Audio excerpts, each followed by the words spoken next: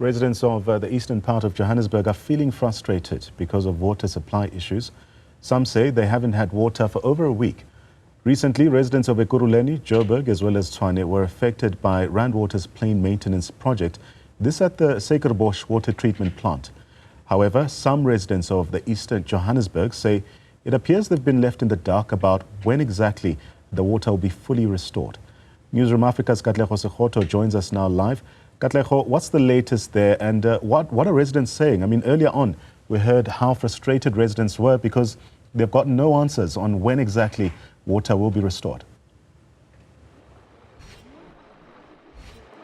Certainly, Nhlanhla, very good evening. We are here in Sunny Ridge now, which is not too far away from Bedford View, and it's the same persistent problem in which residents say they have been without water for over a week. Now, I just want to show you behind me, Nhlanhla, here is a truck, a water tanker truck that is filling up this JoJo tank in which residents come with their buckets and fill up, and their bottles as well, and fill up in order to just have water. But this has been going for now a week, and what we've known, or the communication that was received from Rand Water, is that maintenance happened between the 15th and the 17th of July, and it was assured that perhaps even if the water was restored, it would be restored over a few days, but it wouldn't take longer than it has, or as long as it has so far. So really frustrated residents who have to now come here daily just to get water supply. And so, Nhlanhla, a lot of frustration, and we absolutely heard earlier on from Jill Humphreys, the councillor in Bedford View, explaining there that really the gap here is the communication as to when water will be restored. But I want to speak to Natasha now, who's a resident here. Natasha, thank you for your time. I mean, what does it mean for you to have to come here daily just to get water supply? Money, because I need to drive a Bolt every day from home to here. It's like 34 Rand every day, and it's hectic. I've got old people at home in their 80s. I've got my aunt, my uncle, and my 2 babies, and it's really getting hectic. Every day we have to go and fetch water, and you can't take a lot of water at one time. I mean, you have to think of the person next, the follow person. Yeah. But it's hectic, really. We cannot do this anymore. We can live with 2 to 3 days, but I mean, it's been a week already. Tomorrow it will be a week. We cannot live like this, really. Yeah.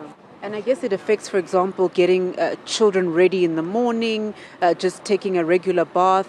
It just disrupts your daily life, is it not? Yeah, it is. You know, taking bird baths doesn't work for us, especially for us working.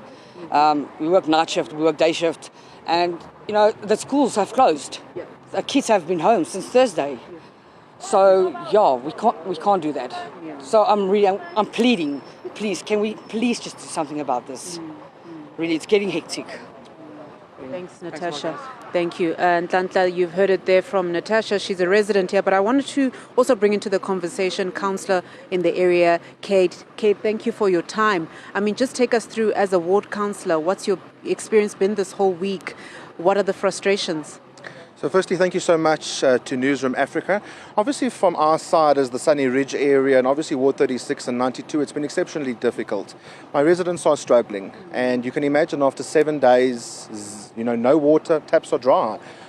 It becomes really difficult. We were anticipating 50 hours, but we've long exceeded that.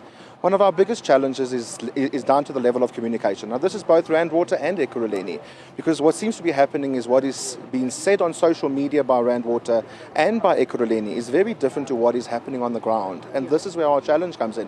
I have got residents, as you can see behind, that are here trying to get water. I've got old people, I've got disabled people, I've got people from all walks of life coming here trying to get water. We have a single JoJo between 2 wards. That's just not right. So this is where our challenge is. We need our communication to be better.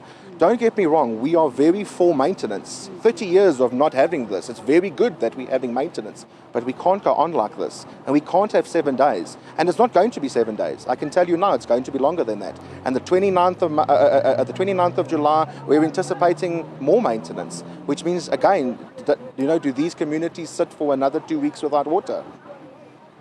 Okay, thank you so much for your time. We'll leave it there. Nhlanhla, lots of frustrations. As said before, it's an emotive challenge in that without water, you know, water is life. So really, if without water, what can a person do?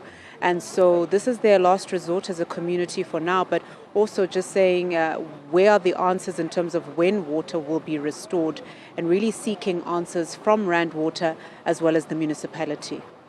Thanks to our reporter, Katleho Sekhotho. She's out in the east of Johannesburg this afternoon, or rather this evening.